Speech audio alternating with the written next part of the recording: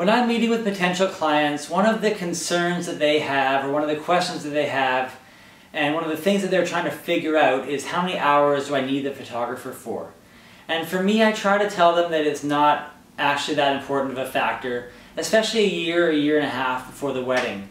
I don't expect people to have their timeline totally dialed in where they know exactly how long they might need me and what the schedule of the day might look like when it's a year and a half or so before the wedding.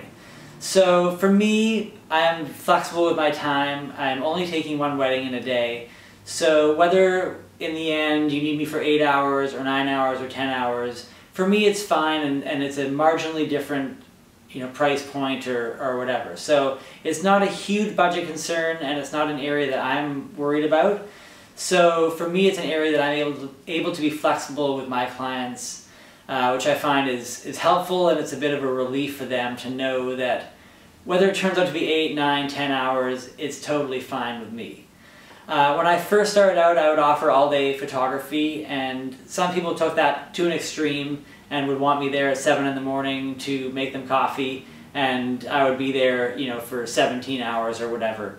And that was a little bit much, so my normal packages are ranging from about 8 to 10 hours as a very standard amount of time, and an excellent amount of time to really cover the whole day from start to finish.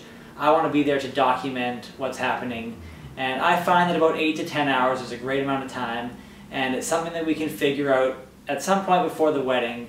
It doesn't have to be at the initial booking process or a year or so before the wedding. So something to keep in mind when you're looking for a photographer, that at least for me, that's an area that I'm able to be flexible with.